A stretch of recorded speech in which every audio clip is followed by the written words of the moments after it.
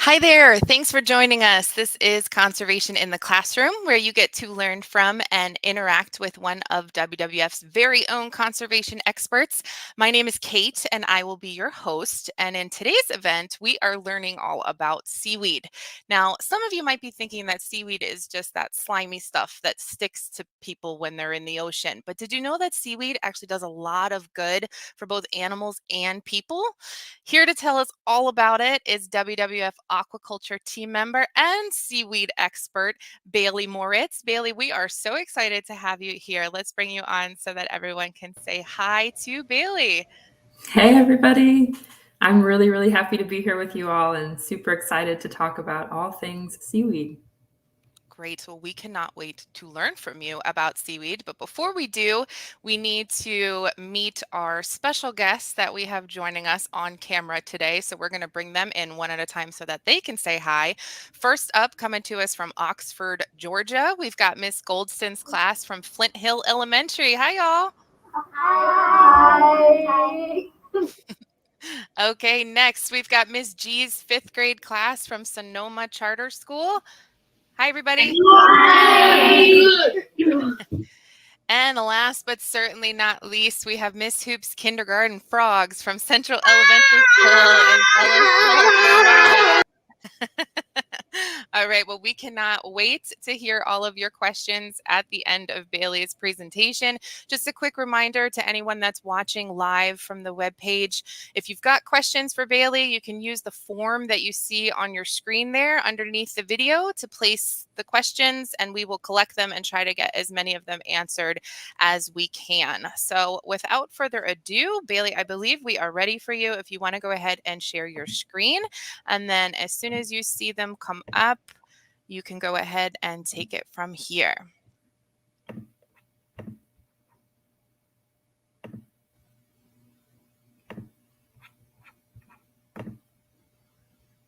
All right, I think you all can see that. So, hi everyone, I'm Bailey. I'm so excited to be with you today to talk about seaweed and growing underwater forests. And my question for you off the top is, what are the first words that come to mind when someone says seaweed? For a lot of the people that I talk to, as Kate mentioned, you might think of words like something that's slimy or stinky, washed up on the beach. And maybe that's true for you. And so my hope today is that I can show you how beautiful seaweed is and hopefully get you as excited as I am about all the benefits that can come for our ecosystems and our communities from farming seaweed. My own journey to seaweed started in the Midwest, where all my relatives live and are farmers. Both my parents grew up on a farm, and this is me as a little kid at my grandpa's cornfield. And so from an early age, I was really interested in how we grow food and how we feed people, because that's really important. But I myself grew up in Seattle, Washington, right near the ocean, where I love to spend time on the coast. And in high school, I got certified to scuba dive. And I just fell in love with the ocean and everything that lives underneath the water. So from there, I went to college in Maine, where the first seaweed farms in the country were. And I had this light bulb moment visiting a farm, realizing that you can grow food in the ocean. So I was able to combine all my interests together, and I've never looked back. Now I work on seaweed farming projects all over the world and have been helping, as a marine biologist, this industry to grow for the last 10 years. So what is seaweed? Scientists categorize seaweed into 3 types based on the type of pigment that they use to photosynthesize or take in sunlight. So we have green seaweeds, we have red seaweeds, and we have brown seaweeds. And within each of these 3 categories, you have thousands of species, and all of these live together. You'll find greens, browns, and reds all together in a tide pool. But today I'm going to talk the most about the brown seaweeds, because in this category is a special type of seaweed known as the kelps. And kelp is any type of large brown seaweed that has a big blade, and this blade is used to photosynthesize. It has a lot of surface area to take up nutrients, and it grows really, really fast. Some of these blades can grow as much as a foot in the right conditions in just one day and can get to be over 100 feet tall. Then you have the stipe, which gives it structure and helps the blade of kelp stay upright in the water. And then you have what's called the holdfast. So these aren't land plants that have roots. The holdfast is also a structural part that really helps the kelp stay attached really tightly to a rock or whatever it's growing on so it doesn't get blown away in a storm. Some species of kelp have what's known as a float, which is full of air, and these floats also help the kelp float closer to the surface and closer to the sunlight that it needs to grow. When you have a lot of kelp together, it's known as a kelp forest or kelp bed, and it's really beautiful, as you can see. So what do you think a kelp farm looks like if we're going to farm this species? Well, this is what a kelp farm looks like on the surface. You would see a lot of buoys out there on the ocean. But if we look underneath and dive down in the water, this is what you'd see at a kelp farm. It's pretty simple. You have a rope where the seaweed is growing on it, which is anchored to the bottom and held in place, and buoys at the top to keep it afloat. A kelp farm is similar in a lot of ways to a farm on land. For students who are in Vermont, you might be familiar, there's a lot of farming there. You put out seed, you let your plant grow, you harvest the crop at the end of the year, and instead of having a tractor, kelp farmers have a boat. The other big difference between farming kelp and farming on land is that with kelp, you don't need to water it. You don't need to add any fertilizers or pesticides. It has everything that it needs to grow right there in the water. But just like any farmer, a kelp farmer needs seeds to plant at the beginning of the season. So how do we do that? Well, when a kelp blade is mature, it grows this dark patch of tissue down the middle that is full of these little zoospores that it will use to reproduce. So when the conditions are right, the kelp blade will release all those little spores into the water. And what's cool about them is they actually swim. You can see them swimming around here. They are looking for a good place to settle down and start to grow. And once they settle down, so what we do in a farming setting, basically we replicate this natural process in a fish tank. And we get those spores to release in the tank. And we have these spools of a very thin twine or little rope that the kelp will start to grow on. And once you can start to see them, these little blades, these baby kelp are known as sporophytes. And these sporophytes will grow in the tank, kept away from anything that might eat them and has the right water conditions for 1 to 2 months before they're strong enough to be brought out to the ocean. And we bring them out to the ocean, and basically we take that little twine that the kelp is growing on and wrap it around the bigger, thicker rope that it will grow on out in the ocean. And then they grow, and they don't require a lot of care because they have what they need in the ocean to grow. And this is a species that is called skinny kelp. It's similar to the most commonly farmed species of seaweed called sugar kelp, and they can grow 10, 12 feet long before they're ready for harvest. So I want to introduce you guys now to a couple of farmers in Maine so you can see what this looks like in the real world.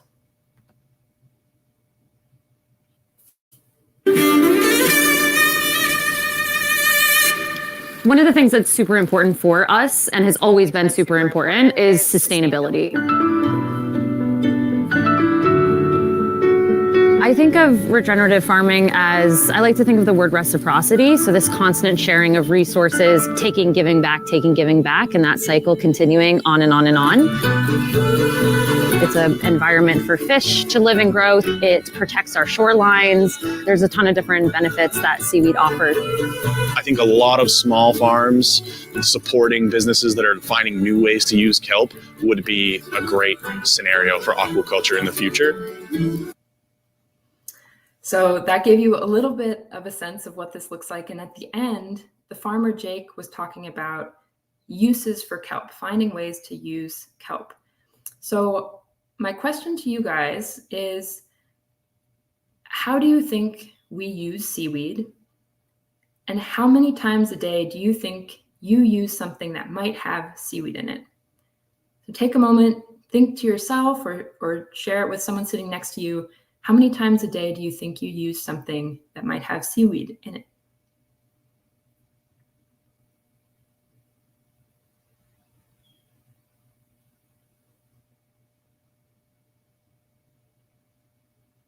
Okay, have you thought of something? Have a couple ideas? Have a number in your head of how many times you might use seaweed in a day? How many of you thought of food? So food is a very common way to use seaweed. We eat it. Dried seaweed snacks are really popular. There's also some companies that are doing some creative things with it, like using seaweed in burgers or in hot sauce.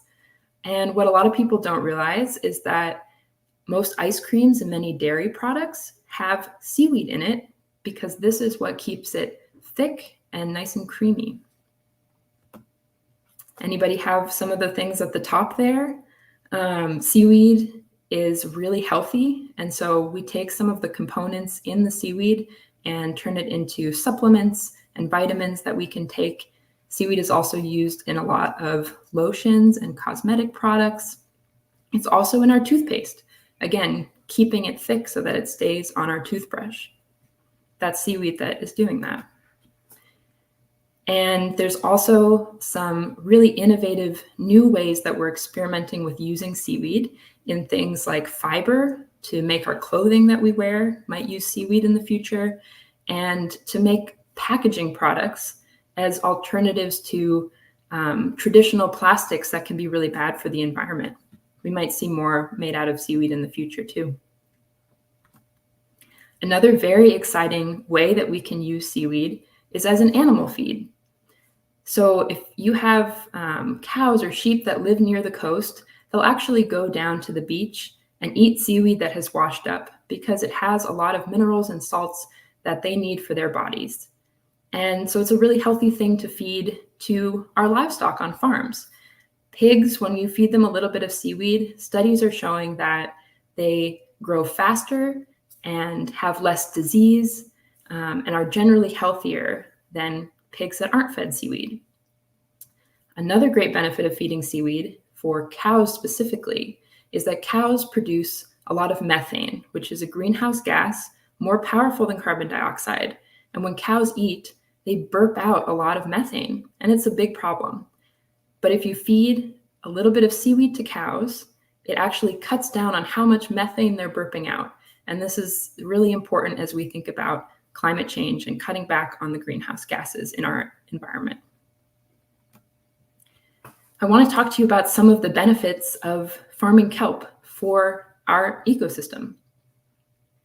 The first is that seaweed needs a lot of two nutrients to grow, nitrogen and phosphorus. And these are two nutrients that we have too much of in our coastal waters, largely from runoff from human activities like agriculture. And seaweed loves it, it sucks it up, and it can actually leave our waters cleaner than they were before. We also have too much carbon dioxide in our waters, and seaweed needs this to grow. And so it can take up that carbon, store it in their blades and sometimes in the sediments below the farm, and help combat climate change by reducing the amount of carbon in our atmosphere. When we have too much CO2 and carbon in our water, it causes another problem called ocean acidification. And this is when the water absorbs so much CO2 that it creates a chemical reaction, lowering the pH, making it more acidic. Some of you might have learned about the pH scale. It goes from acidic to basic, and ocean water sits right in the middle at about a pH of 8. If you've had lemon juice, that really sour taste of lemon juice is because it's acidic, and that acidity can harm some creatures in the ocean that form shells like mussels, clams, and crabs. But because kelp is taking up so much of that CO2, it can raise that pH level back up to normal again and make it a healthier place for sea life to live. Kelp farming is also a great habitat provider. There's a lot of cool little critters that live in farms. These are a few that I've found hiding in the kelp blades. They use it as protection so that predators can't get to them as easily. And kelp farming can also help protect our shorelines. It creates a buffer from a lot of the wave energy that might be causing erosion on coastlines. So if we have places where erosion is a problem, we could choose to put a kelp farm near it to help protect that shoreline from further degrading. There are some great benefits to our coastal communities from more kelp farms as well. One of those benefits is that it creates new jobs in places where fishing, which is a more traditional activity, might be declining because of climate change or other problems with the fishery. Seaweed farming offers a new job, and it can also help keep kids in those rural communities to stay close to their families, stay in their communities, because they don't have to move away to find work. They could start a seaweed farm, like those farmers Jake and Morgan that you saw. It's also very culturally important. Indigenous communities have been growing and using seaweed for thousands of years and continue to do so. So farming seaweed can help continue that tradition. It can provide food for all of us as well, which is something that the world is going to need more of as our population continues to grow. So seaweed is farmed all over the world. As I said, there's species everywhere that you could farm. And in my job, I've gotten to travel all over the world, meeting some wonderful people, wonderful seaweed farmers who I just wanted to highlight so you could see the faces of some of the people growing this wonderful product. And if you are interested in travel, maybe this is something you might want to do that could take you all over the world, from Belize to Alaska to South Korea. So what can you do if you want to help see more seaweed farms and the benefits that come along with it for our planet? You can eat more seaweed. You can find it in pretty much any grocery store these days. So I'm sure it's in a grocery store near you. If something excited you today that you learned, go home and tell your family, tell a friend, spread the word about seaweed. Get to know your local farmer, no matter what they're growing, whether it's seaweed or potatoes. It's really important to have local food. If you're at the beach now or in the future, look for seaweed. Look at all the different textures and colors that you might find. It's a really cool thing to hold in your own hands. And then keep an open mind about a seaweed career, maybe. We need engineers to build the farms. We need biologists to help the seaweed grow really well. We need artists who can share the story of seaweed. So there's a place for everyone. And then lastly, I want to challenge you all to a seaweed scavenger hunt. So I want you to go home or in your classroom today and see how many things you can find that have seaweed in them. When seaweed is made into an ingredient, it has a lot of different names. So these are the most common ones you might find on an ingredient label. And it might be in some of the things I showed you pictures of, but there's a lot of things that seaweed is in that I didn't put on that slide. So I challenge you to go and see how many things you can find that have this wonderful, beautiful organism growing in it. And thank you. I'm really excited to hear all of your questions. Thank you so much, Bailey. That was so much fun. I feel like I learned so much. So I'm excited to hear what questions our audience has. Just last reminder, those of you watching from the webpage, get those questions put into the form so that we can be sure to include them. We're obviously going to start with our special guest that we have joining us on camera. So we're going to go in the same order that we did introductions. So we're going to start with our group from Georgia, Miss Goldston's class. We're going to bring them on and have them ask their first question nice and loudly for us. Thank you. How can you tell that the seaweed is ready to be harvested? Yeah, how can you tell if a seaweed is ready to be harvested? So a farmer wants as much seaweed as he can get.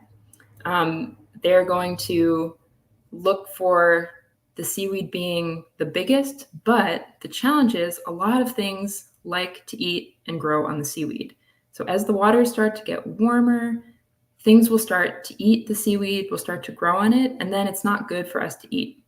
So the farmer has to pay attention to that balance of when is the seaweed the biggest and when is it still nice and clean and doesn't have other things that are eating it, so that we can get a nice clean blade to eat. That was a great question. Okay, let's go to our group from Sonoma Charter School. We'll bring them in, and whoever's up first, come up right in front of the camera for us, nice and loud. I was going to ask what research was done to find that seaweed was able to be so helpful. Yeah, that is a good question. There's been a lot of research going back hundreds of years. You know, even before we farmed seaweed, seaweed was used by indigenous communities to make baskets, to use in boats. Even in Europe, they used to make cellophane, the plastic that we wrap our food with, used to be made out of seaweed. And I don't actually know all the research that was used. Sometimes it's out of necessity in places where there's a lot of seaweed. It's there to use. They're going to start to experiment and try different things. But today, we are doing more and more research, testing all the different components of seaweed to see what's in it and what we might be able to use it for. But it's a big job. And what's cool is that because there are so many species of seaweed, we don't even know all the uses we could use it for, because every seaweed is different. It has different things in it, and we might be able to use it for things we haven't even imagined yet. So that's an exciting thing for the future. Okay, let's go to our group from Vermont, our Central Elementary School. Who's up for your first question? All right, Owen, you're going to say, why does kelp get polluted? Why does kelp get polluted? Why does kelp get polluted? So our oceans get polluted, and they have a lot of sometimes harmful pollutants that if the kelp is growing near them, we don't want to eat that seaweed. Sometimes it'll grow in places where there's a lot of heavy metals, things that can hurt our bodies. And so we don't want to grow kelp in those places. But sometimes we have a lot of it's pollution because it's harmful to the ecosystem if there's too much of it. But the seaweed can take it up, like the nitrogen and phosphorus. That's what we put on our cornfield to grow better. But if that washes off into the ocean, it's not supposed to be there. But if we have more seaweed, it can take that up. So the seaweed itself is not really polluted. It's actually really happy to have more of those nutrients to grow, as long as it's that kind of pollution. Okay, let's ask a question or two that came in from the webpage. So we had one interesting question. I know we've been talking a lot about us eating seaweed, but Reese and Rowan in Maine wanted to know, what does seaweed eat? Ooh, what does seaweed eat? So seaweed doesn't eat anything per se, but it needs a couple things to grow. It needs sunlight, it needs the water that it's in, it needs nitrogen and phosphorus to build its tissue, and it needs carbon. So those are the really kind of the main components of seaweed, and all of it's available in the ocean. We don't need to give it any extra food. It has everything that it needs right there in the water. Okay, we had another good question come in from Ethan, who's in Wilmington, California. Ethan wanted to know if you could tell us a little bit more about what a spore is. Yeah. So a spore is, if you think about a land plant, it's kind of like the seed, but it's not a seed because seaweed isn't like a plant exactly. But there's millions of spores in one kelp blade. In that dark patch of tissue I showed you, there's millions of spores that live in these little kind of cups in that tissue.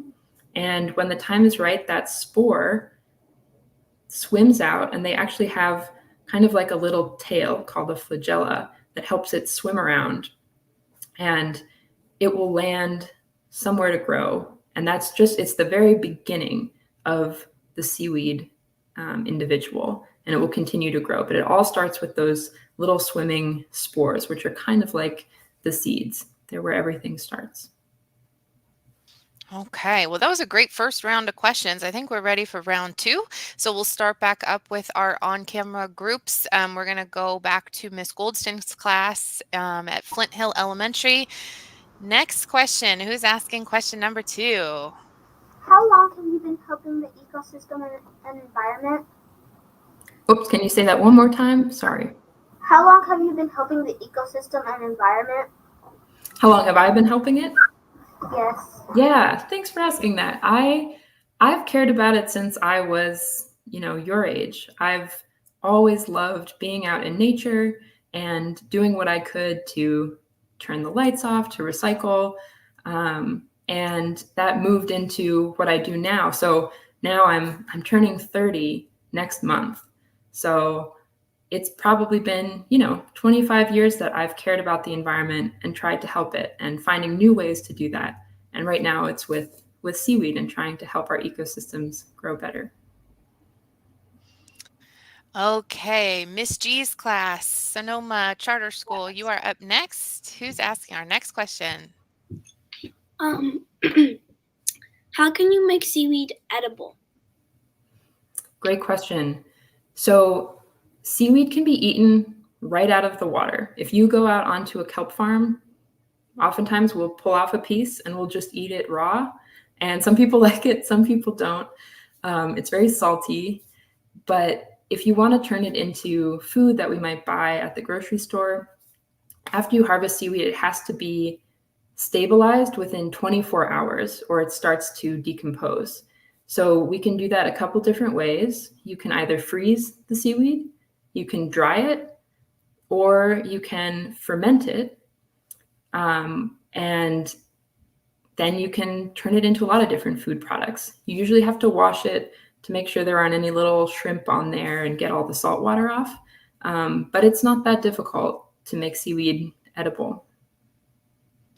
That was a great question.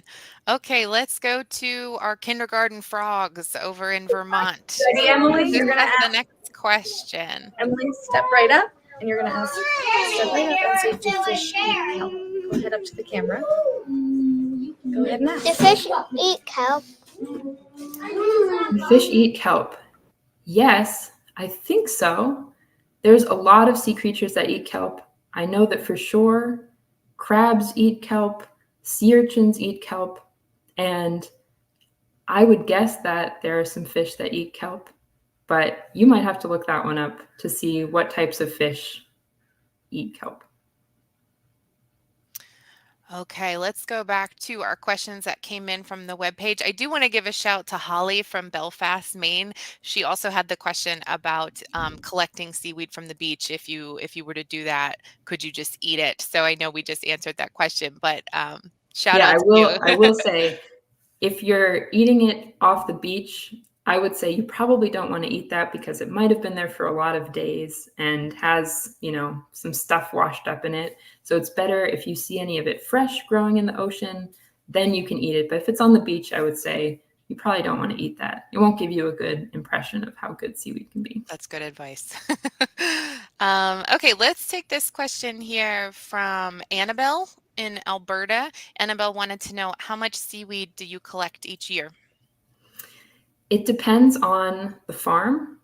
Some farms, they're all different sizes. Some of the farms are growing as much as, let's see, I'm trying to think of my numbers. It can be a lot. It can be, so let's see, the entire state of Maine, which farms a lot of seaweed in the US, they grew about 1 million pounds of seaweed. So that's a lot. That's how much the state of Maine produced. Alaska grew about 500,000 pounds of seaweed, which is hard to picture. But, farmers can also be really small, and maybe they harvest 200 pounds off of their farm. So it really depends on how big a farmer is going. Okay, let's ask one more from the webpage and then we'll do another round with our on-camera groups here. So Logan in West Virginia wanted to know how the different colors help with photosynthesis. That's a great question. So the different colors that we call them, it's based on how the seaweed looks sort of to our eyes, but it's based on the pigment that's used to photosynthesize. In some species, it's chlorophyll, which is the same that, we're familiar with leaves here on land. The brown seaweeds use a different type of pigment that I think is called fucoxanthin, but that's a question you might have to research more about because it gets a little complicated. But it's basically those pigments that allow the sunlight to enter the seaweed, which it needs to grow. Okay, another great round of questions. So we are going to go ahead and move to our third round. Again, starting back up with our on-camera groups, we're going to go back to Miss Goldston's class at Flint Hill. Bring them in, and whoever is up next, nice and loudly for us. What are the steps to moving? What are the steps to the project of moving the farmers farther away from the coastal line?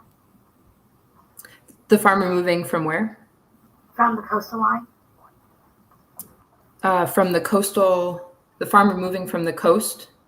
Yeah. Yeah, so like how do they put their farm out there? Yeah. Yeah, really good question. Usually they will load all of their equipment onto a boat. What's really nice is that a lot of the people who are farming right now were also fishermen, so they already have a boat. They already know how to tie knots and do what you need to do on the water. So they'll load up their boat with the anchors and the ropes, and they'll bring it out to the farm. Sometimes it's as close as, you could see it from the shore. Sometimes they're going, a couple miles off the shore. It really depends. So they'll bring all the stuff out there on the boat. After the farm is set up, probably a few months later, they'll go back and get the seed. They'll bring out those ropes with the seed growing on it back on their boat, and they'll bring it there. So most of the time you need a boat to set up your farm off the shore.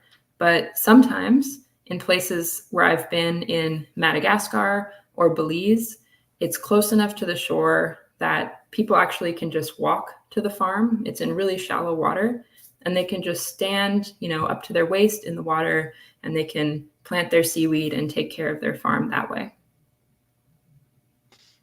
Okay, another great question. Let's go to Sonoma Charter School. You all are up next. What is your next question? How do they turn seaweed into things like gasoline or something like that? That's a good question. Yes. So that's another use that people are experimenting with for seaweed, is turning seaweed into a biofuel. So we don't have to burn as many fossil fuels. And I don't know the whole process.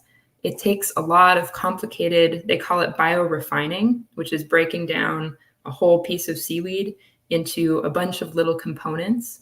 And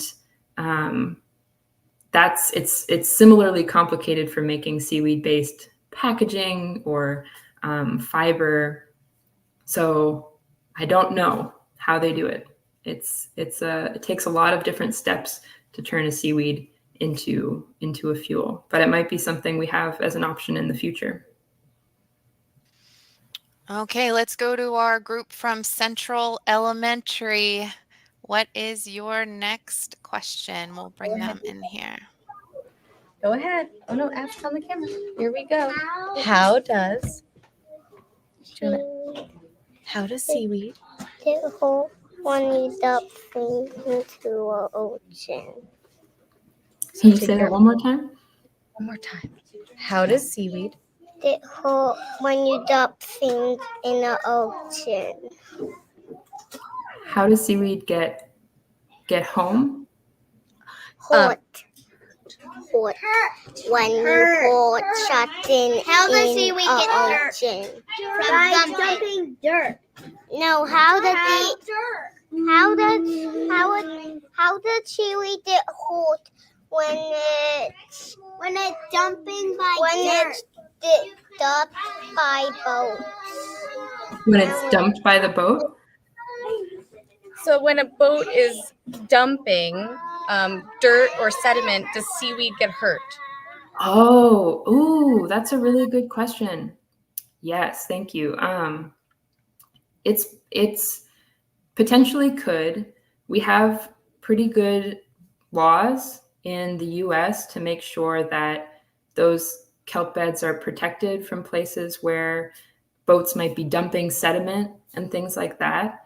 But it very much could happen.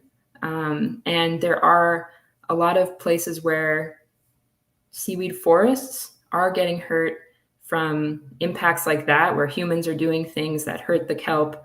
Also, climate change is causing some of the seaweed to die. So yeah, that could definitely be a problem, and something we should be careful of.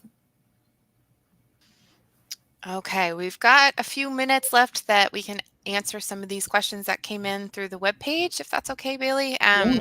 We had a really interesting question come in from a group 4B from Charleston, South Carolina. We're curious, what are the biggest barriers to starting a seaweed farm? So like what types of permits would you need to be able to do that? Yeah, that is a wonderful question. So it depends. Every state is different, but every state has a process that you basically apply for a patch of ocean where you can set up your farm. And this can take anywhere from 6 months to 3 years to get that farm. So time is definitely a barrier. And sometimes money. It does cost. Usually the application isn't very much, but it does cost, depending on how big your farm is, the money that you need to buy all of the equipment to start the farm. And then the seaweed farm goes through that. Part of that process is when you apply is that there's a public comment period. So people in your community can say, I don't want that farm to be there. That impedes on my ability to fish or to use the water. And they can work with you to pick the right spot for your farm. So that's really important when you're thinking about starting a farm. And that process is really helpful because it allows everyone's voice to be heard and make sure that farms are in the right place, both for the farmer and for other people in the community.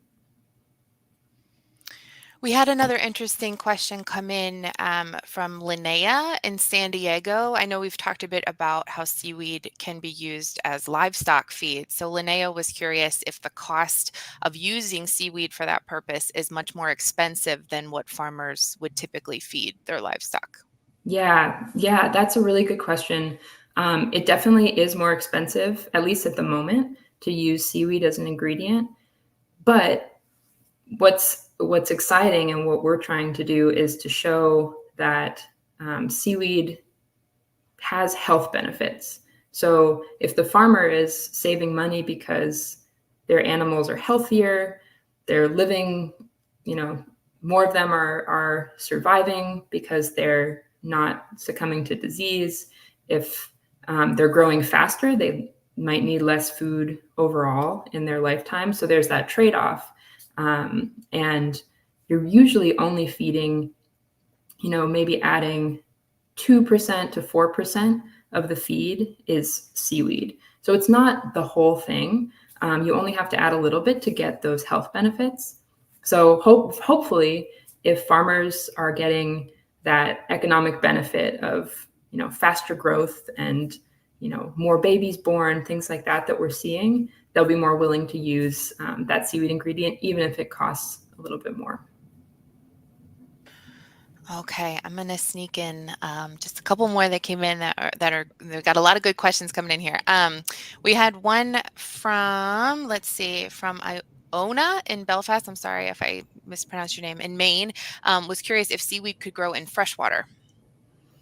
There are freshwater plants or algae that can grow in freshwater, but they're not technically seaweed. So there's things like duckweed, but those are different. and in kind of a different category than seaweed and algae are. So when we talk about seaweed, we're talking about what's growing in the ocean, in saltwater. Yeah, great question. Okay, and I think we're going to close on this last question. It's a good way to kind of wrap things up. Another question came in from Annabelle in Alberta, that what would happen if we didn't have seaweed, like if seaweed stopped growing and stopped being in our oceans? Yeah, that's sad to think about. If we didn't have seaweed in our oceans, one of the things is we would have less oxygen to breathe. The ocean produces upwards of 70% of the oxygen we breathe. A lot of that is phytoplankton, which are a tiny type of microalgae, but a lot of that, we don't know the exact percentage, but there's a good percentage of our oxygen that's produced from kelp forests and from seaweed. We would also have very limited structure when you think about the underwater ecosystem in places where there aren't coral reefs. It's a lot of rocks, but the habitat is created by seaweeds and by these tall blades of kelp that provide protection for species. So you'd start to see ecosystems start to collapse. And we've started to see that in some places as well, where the kelp is disappearing and there's too much of some species that are eating away at everything else. Those are just some of the examples, because seaweeds also act as a nursery habitat for a lot of really important commercial species. So we might end up with less fish to fish because a lot of them live in kelp forests as protection too. So it would be really sad to lose our seaweed. Which is why we need more kelp farms, right? Yeah, more kelp farms. All right. Well, Bailey, this was so nice. This was so fun. Thank you for spending some time with us and sharing all that you know about seaweed with everybody. I think we all learned a lot. Just a quick reminder to anyone that has remaining questions that maybe didn't get covered, you can always email them to Wild Classroom. The email address is wildclassroom@wwfus.org, and we'd be happy to share those with Bailey and get some answers sent back to you. So we're going to bring in our on-camera groups one last time to say goodbye. Bailey, again, thank you so much, and thank you everyone for joining us, and we will see you in January for our next event. Yay! Bye,